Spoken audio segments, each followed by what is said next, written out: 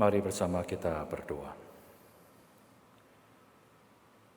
Terima kasih ya Tuhan untuk karya-Mu yang begitu indah, begitu luar biasa, begitu nyata bagi kami.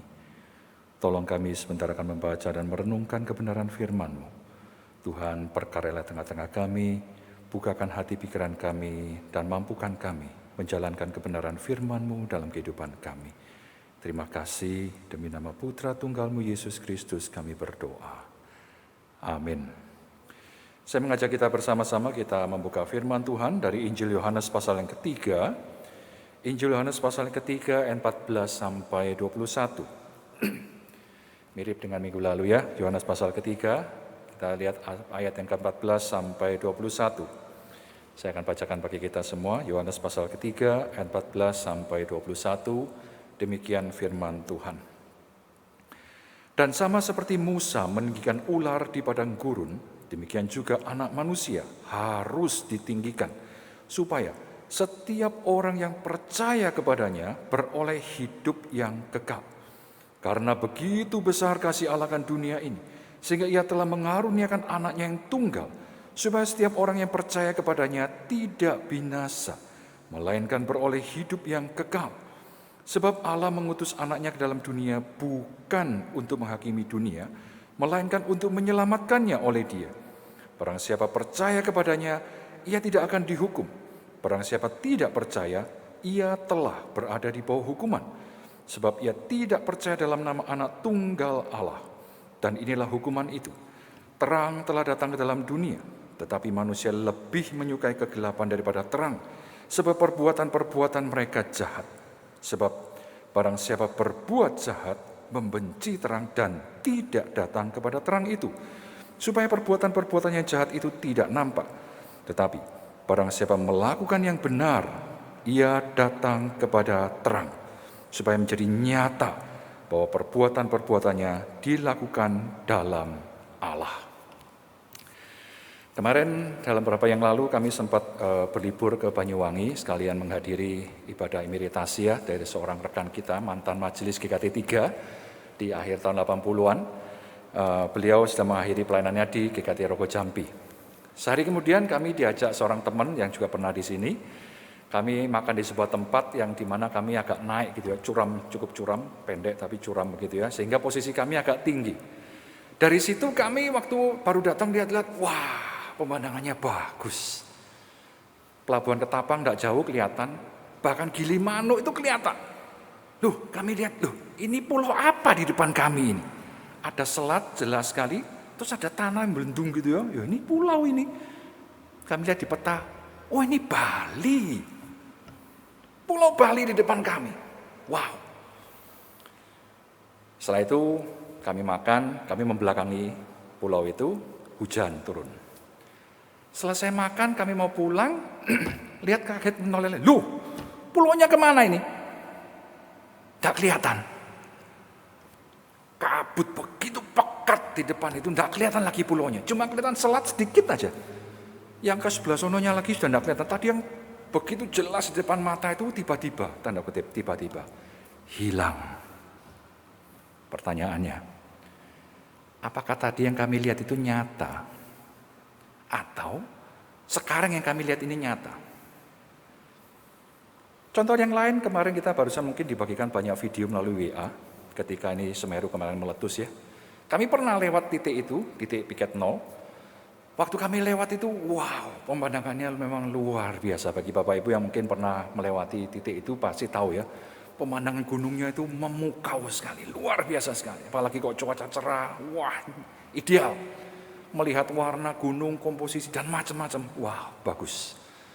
Tapi kemarin waktu di video itu tiba-tiba, sekali lagi tiba-tiba, tidak ada bentuknya, semua abu-abu, kayak kabut, bukan kabut, asap yang kayak gitu ya, kelap pekat, tidak tampak gunungnya. Kelihatan ini nyata apa enggak ya? Situasi pandemi di berbagai negara, bukan hanya di Indonesia, bahkan di negara-negara maju masih terjadi perdebatan. Pandemi ini nyata apa enggak sih? Saya juga bingung ya, ini orang kok bisa mikir kayak begini ya. Pandemi ini nyata apa enggak? Loh, maksudmu apa? Buat apa vaksin digalakkan itu? Wah, itu hanya rekayasa itu. Pabrik obat itu cuma cari untung. Pemerintah supaya ini, semua macam-macam berita nih gitu ya. Mungkin perlu ketemu dengan orang yang pernah penyintas-penyintas COVID kali ya, supaya mereka tahu yang namanya kena itu kayak gimana, bahayanya seperti apa. Yang jadi korban di dunia itu sudah berapa juta orang, itu bukan 1-2 orang. Tapi masih dipertanyakan, nyata apa tidak? Ini berbagai contoh yang kita bisa lihat ketika kita berbicara tentang nyata itu apa sih? Apakah hanya sekedar bisa dilihat? Hanya sekedar bisa dirasakan? Atau ada satu hal yang lain? Belum lagi kalau kita bicara tentang Tuhan. Bagaimana kita bisa tahu, bisa meyakini bahwa Tuhan itu betul-betul nyata dalam kehidupan kita? Ketika kita kembali dalam teks kita, Yohanes pasal 3 ini cukup menarik ya. Ketika Nikodemus yang dikatakan dengan jelas di situ sebagai seorang pemimpin agama lo ya. Dalam bayangan kita seharusnya, tanda kutip, seharusnya kita anggap kita punya ekspektasi, harapan, ya seharusnya ngerti. Tapi nyatanya, diajak ngomong sama Yesus tentang beberapa hal di situ, dia rasanya bengong-bengong gitu, delangop gitu ya. Hah, apa sih ini? Kamu ngomong apa? Kok bisa? Mana mungkin? Nah, Yesus sendiri mungkin pada waktu itu rada bingung. Kamu itu pemimpin agama Yahudi. Tak ajak ngomong kayak gini, kamu nggak ngerti. Lah yang lainnya ya apa? Tanda kutip ya, yang lainnya ya apa? Tapi kalau kita perhatikan baik-baik di sini, ketika Yesus berbicara tentang satu kenyataan dunia ini. Sisi yang satu dikatakan dengan jelas, ayat 3 ayat 16 misalnya kita tadi baca gitu ya. Begitu besar kasih Allah akan dunia ini. Itu satu hal. Sisi yang lain dikatakan, dia mengaruniakan anaknya yang tunggal, supaya setiap orang yang percaya kepadanya tidak binasa. Kenapa Yesus mengatakan hal ini? Apakah ini sekedar teori yang dikabarkan, wes denger cek enak kamu. Cek enak dari apa? Berita baiknya apa? Ketika dia mengatakan ada sesuatu yang harus binasa. Berarti ini ada satu hal yang serius sekali yang sedang dikatakan oleh Yesus ini. Belum lagi disambung ayat berikutnya. Sebab Allah mengutus anaknya ke dalam dunia bukan untuk menghakimi dunia. Berarti ada penghakiman itu nantinya. Melainkan untuk menyelamatkannya oleh dia. Berarti ada satu hal yang ditekankan oleh Tuhan di sini. Lihatan dunia ini loh. Keadaannya seperti apa? Lihatan. Itu kamu bilang gak nyata. Coba lihat dalam hidupmu. Dunia ini lo lihatan jauh-jauh. Lihat dirimu, lihat sekitarmu. Apa modelnya? Jadi seperti apa? Kerusakan seperti apa yang kamu alami? Lihatan. Apakah itu tidak nyata? Jangan sampai kita berpikir seperti burung unta gitu ya. Buadannya gede, kepalanya kecil ya. Jadi otaknya itu tidak banding dengan badannya gitu ya. Sehingga dia kalau kita tahu dia sering nyumpetkan kepala di bawah tanah gitu ya. Dia mikir apa? Aku tidak ketok. Iya dia tidak lihat orang lain. Tapi orang lihat dia gede gitu itu kelihatan. Dengan menyempatkan gitu seolah dia mengatakan aku tidak nyata. Saya ngelihat apa? Hei, konyol sekali nih. Mungkin kalau dibilang bodoh gitu ya. Lah gede gitu. Tidak kelihatan ya apa? Kamu menganggap diri tidak melihat bukan berarti orang lain tidak melihat kamu. Seperti contoh-contoh di awal tadi yang saya katakan. Bukan karena kita tidak bisa melihat kemudian kita mengatakan itu tidak nyata. Itu hanya terhalang sementara. Tapi ketika kita bicara kembali tentang contoh tadi itu, dunia sekitar kita ini seperti apa jahatnya, gelapnya seperti apa. Di masa-masa pandemi ini kita sudah mendengar banyak berita, banyak contoh. Kalau kita lihat, kok bisa ya sampai seperti itu? Bagaimana bisa dunia ini kok jadi seperti itu? Ini satu kenyataan.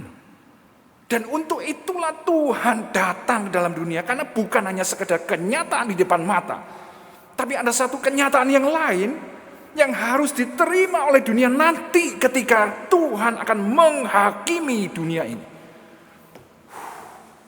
Ini mengerikan. Dan ini kenyataan.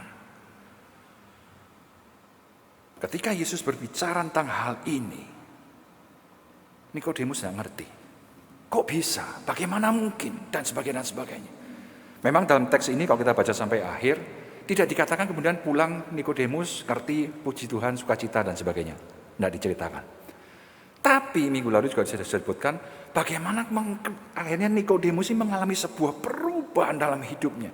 Bahkan dia berani datang untuk memberikan rempah-rempah bagi jenazah Yesus. Dia berani untuk dia mengambil tindakan nyata.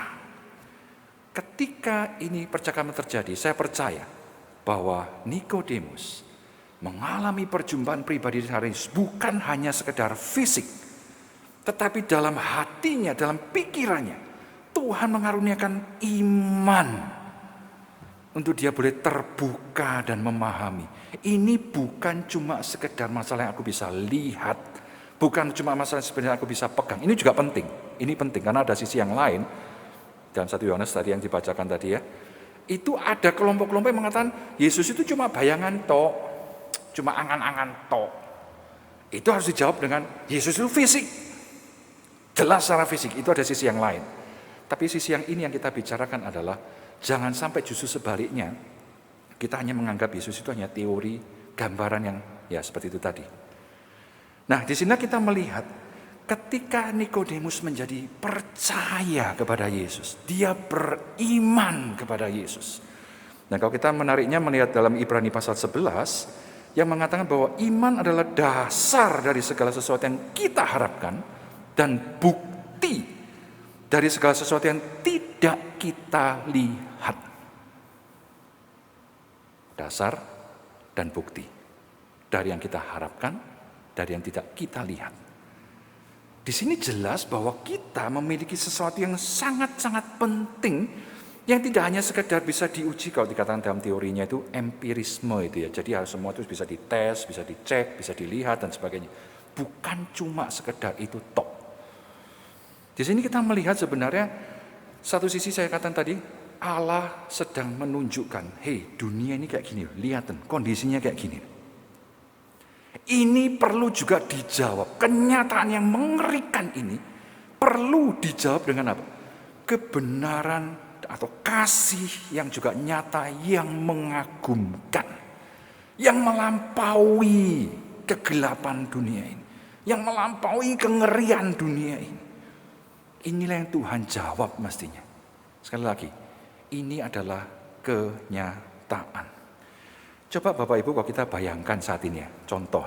Seandainya kita berandai-andai, contoh. Kalau kita mengatakan yang kita katakan tadi karya Tuhan atau berita tentang iman dan sebagainya itu hanya, sekali lagi ya, seandainya itu hanya ilusi, mimpi, bukan nyata. Kira-kira konsekuensinya atas kita apa? Satu, yang jelas pasti mengatakan Tuhan itu bohong. Betul ya? Nyampe no firman Tuhan segitu akhirnya, kenyataannya kayak gitu. Kalau kita katakan sekali lagi ya, kalau itu ternyata hanya ilusi. Dengan kata lain, sebenarnya kita sedang mengatakan bahwa Tuhan itu bohong. Yang pertama. Yang kedua, berarti pula kita sebenarnya ketika kita mengetahui itu hanya ya berita-berita kayak begitu. Berarti kita sebenarnya tidak memiliki pengharapan apapun. Kalau kita sudah melihat kenyataan dunia kayak begitu, kita anggap berita Tuhan itu hanya omong kosong. Berarti kita sebenarnya tidak punya pengharapan, tidak punya pegangan apapun. Dengan kata lain, untuk kamu mau selamat harapan ke depan, tidak ada semua. Jadi dengan kata lain sebenarnya lebih gampang lagi, untuk apa kita ibadah seperti ini saat ini? Tidak ada apa-apanya, buat apa? Hiduplah sakarepmu, hiduplah dalam dosa, wis kamu mau hancur, mau apa ya terserah. Padahal Tuhan tidak mengatakan seperti itu. Ini sekali lagi konsekuensinya seandainya, berarti tidak demikian. Kita tahu misalnya ketika kita mengemudikan mobil atau sedang mengendarai kendaraan bermotor ya, mobil, sepeda motor, kita dikatakan kita harus dalam kondisi sadar atau siuman, ngomongnya itu ya. Dalam arti tidak dalam pengaruh obat, tidak dalam pengaruh alkohol atau membuat kita itu tidak bisa lagi menangkap sesuatu kenyataan di depan kita. Ini berapa kali sudah terjadi, bukan? Tiba-tiba kita dengar berita pagi-pagi subuh, orang naik mobil kewonceng nabrak orang, tidak sadar bahwa itu dia nabrak orang. Loh, kita mikir, loh kok iso sih? Ya iso. Karena apa? Dia dalam pengaruh obat ternyata. Dia ngendarai mobil itu tidak sadar, tanda kutip. Dia bisa mengendarakan mobil, tapi dia tidak bisa menangkap kenyataan di sekitar dia. Bagi dia pokoknya jalan duur-duur kemana, di posisi jalan aja tidak tahu di mana. Betapa bahayanya seperti itu. Nah, disinilah makanya kita perlu pada pagi ini, pada hari ini, kita belajar, mengerti, memahami, dan mengimani bahwa apa yang dikatakan oleh Tuhan tentang kebenaran dunia ini sangat-sangat penting. Jangan katakan itu tidak nyata. Kegelapan dosa yang sudah merusak dunia itu begitu nyata di depan mata. Tetapi Allah juga punya jawaban yang begitu jelas, begitu nyata atas semua kegelapan dan kerusakan dosa ini. Tuhan datang ke dalam dunia tadi jelas dikatakan dalam Yohanes pasal 3. Penghakiman Allah akan terjadi pasti. Tapi sebelum itu terjadi, Tuhan memberikan satu kesempatan bagi kita. Untuk itulah Tuhan telah mengutus putranya yang tunggal ke dalam dunia ini. Dia rela datang untuk menyelamatkan kita. Ini kalau dikatakan memang terlalu gede ya. Menyelamatkannya seperti apa? Menyelamatkannya adalah dengan mengorbankan dirinya. Saya percaya di antara kita tidak ada yang pernah melihat Yesus di atas kayu salib, betul ya? Kita tidak hidup pada zaman itu. Kita tidak ada yang melihat secara langsung, wah Yesus disalib. Tidak ada yang lihat, saya percaya, saya tahu. Termasuk saya. Tapi bagaimana kita bisa percaya bahwa itu terjadi dan itu nyata? Satu, ada saksinya. Saksi itu memberitakan kepada kita. Kedua, ada Roh Kudus yang mencerahkan isi hati pikiran kita. Kita dibuat percaya, kita diingatkan, lihat loh, ini loh keadaanmu kayak begini. Dan inilah berita firman yang kita bisa meyakini, kita terbuka. Unik memang. Kita selalu tidak bisa menjelaskan kok bisa itu terjadi. Tapi itulah namanya kasih karunia Allah atas diri kita. Bahwa kita bisa dicelikkan, kita bisa melihat. Betul. Allah sudah mengaruniakan anak yang tunggal. Dan itu bukan cuma dongeng, itu bukan cerita dongeng. Tapi itu adalah kebenaran, kenyataan yang Tuhan sudah lakukan untuk menjawab kengerian dosa ini. Buktinya dari mana? Perubahan hidup. Tadi masih ingat petunjuk hidup baru, 1 Yohanes pasal 4. Kalau kita baca beberapa ayat di situ, baik sebelum maupun sesudahnya, saudara akan lihat. Bagaimana sebenarnya Tuhan menunjukkan kasih-Nya itu begitu nyata, ternyata kan apa? Satu, Allah sudah mengasihi kita. Sehingga kita bisa saling mengasihi. Yang kedua, kasih itu dinyatakan melalui apa? Kita yang mengalami kasih itu akan tetap berada di dalam Dia, di dalam Tuhan. Dan itu dinyatakan juga kepada sesama kita.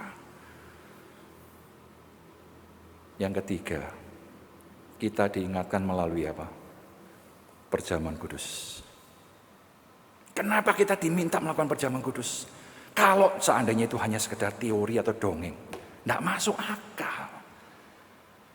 Contoh misalnya, ini ceritanya sekarang ada, belakangannya ada superhero, Superman ini ya. Kan sudah lama Superman mati itu ya. Ada peringatannya enggak? Upacara memperingati Superman mati begitu.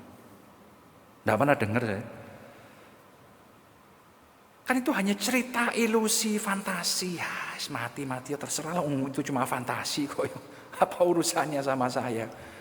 Tapi kita diminta untuk memperingati, mengingat karya Allah. Ini bukan fantasi. Ini benar-benar adalah sebuah kenyataan yang bersangkut paut dengan masa depan kita, hidup mati kita nanti di hadapan Tuhan. Yaitu percaya bahwa Yesus sudah mati berkorban bagi saya.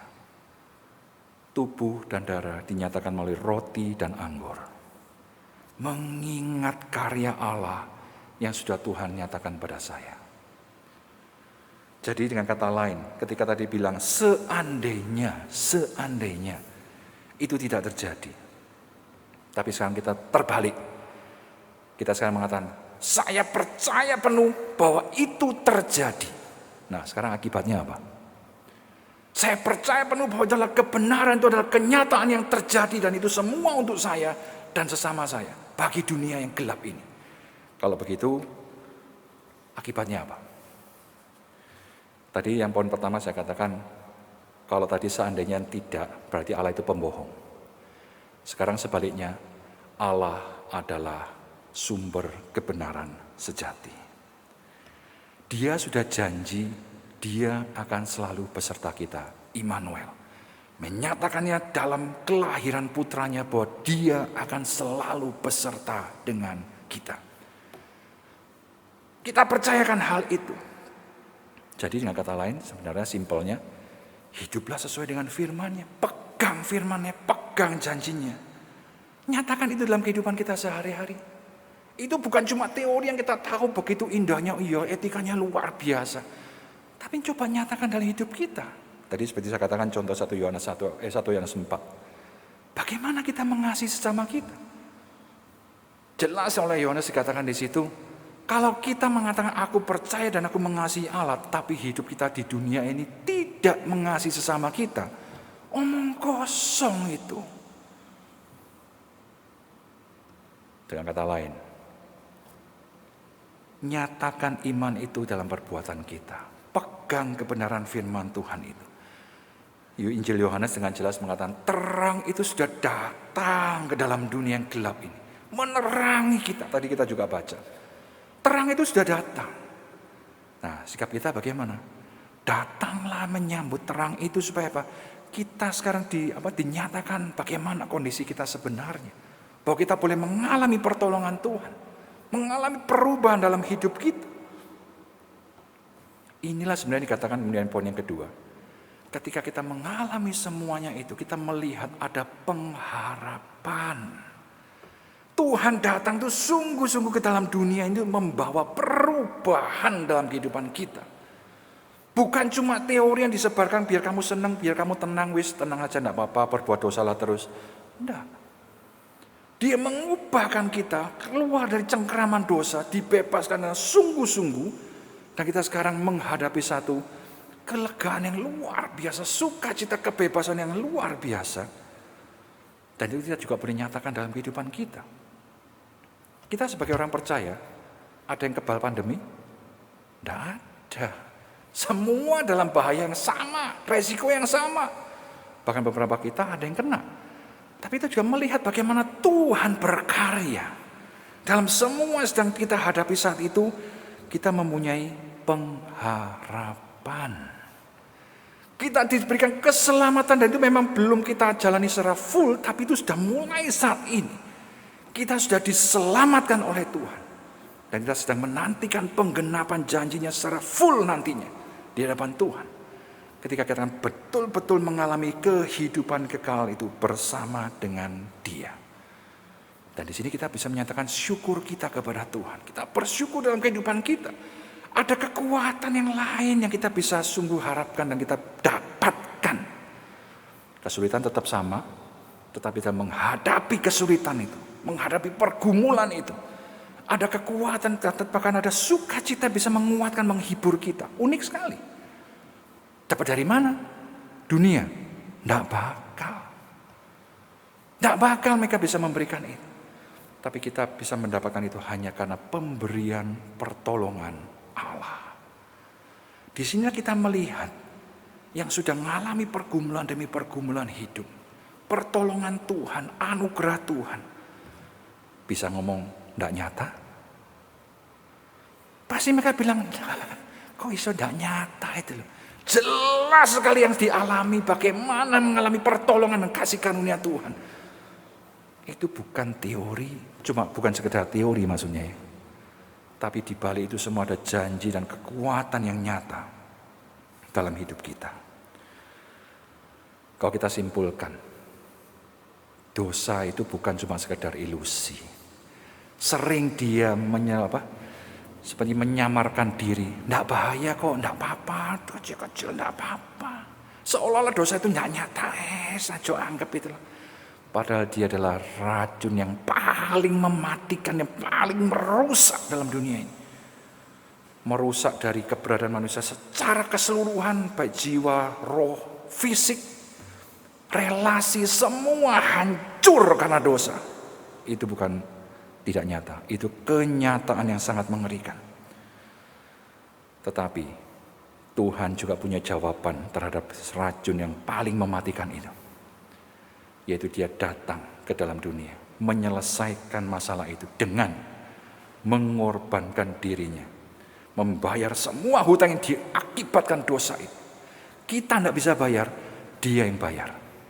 Dia yang menyerahkan hidupnya. Supaya apa? Kita yang percaya kepadanya, yang beriman kepadanya, menerima hidup kekal itu, mengalami kasih Allah itu. Bukan hanya untuk nanti, sekarang pun dalam dunia kita bisa mengalami kasih karunia, kekuatan, pertolongan, perlindungan, pemeliharaan Allah. Sekali lagi saya katakan, itu nyata. Dalam semua yang sudah kita bicarakan ini, kembali ke pertanyaan tema kita. Apakah dia nyata bagi saya? Sangat nyata. Alami secara pribadi. Kita memasuki Advent yang kedua. Kita sedang mempersiapkan diri menyambut kedatangannya. Jangan hanya sekedar hura-hura kita teralihkan. Wah hebat, wah meriah dan luar biasa. Kalau Anda ke Eropa, mungkin Singapura aja tidak usah jauh-jauh ya. Terasa banget di jalanan itu hiasan sudah di mana-mana. Wow. Suasana mungkin dibuat lagu-lagunya. Tapi permisi tanya, bagaimana hatimu? Apakah hanya senang sebentar? Atau kita benar-benar rindu menerima, mendapatkan damai yang sejati itu? Bukan untuk sekali 2 menit, 1-2 menit senang sebentar, enggak. Tapi boleh merasakan dalam kita, mengalami dan selalu bersama dengan damai itu, sukacita terbesar Allah itu. Pribadi itu masuk bersama dengan kita, menguatkan kita, memberikan kelegaan kepada kita, merasakan kasih Allah yang begitu luar biasa itu, secara pribadi dengan Dia. Dan inilah Tuhan rindukan. Nikodemus sudah merasakan, Allah juga rindu, kita juga merasakan dan mengalami perjumpaan pribadi dengan Kristus. Sehingga kita Natal kita rayakan, Dia sungguh hadir dalam kehidupan kita secara nyata. Mari kita berdoa. Mari kita memikirkan sejenak, apakah sungguh selama ini kita sudah merasakan, mengalami secara nyata bahwa Yesus Kristus adalah anak Allah, anak tunggal Allah yang telah turun ke dalam dunia, mengorbankan diri bagi saya. Sudahkah saya menerima pengampunan dosa kita dari karya Allah yang begitu luar biasa? Dan saya sudah mengalami kebebasan, kemerdekaan sejati di dalam Dia.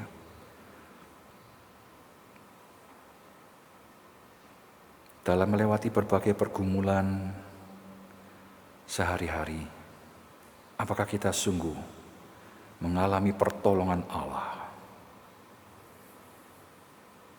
Berdoalah secara pribadi di hadapannya, bersyukurlah dan ingatlah, karya Allah bukan hanya sekedar mimpi, tapi adalah kenyataan kebenaran yang membawa pengharapan bagi kita semua.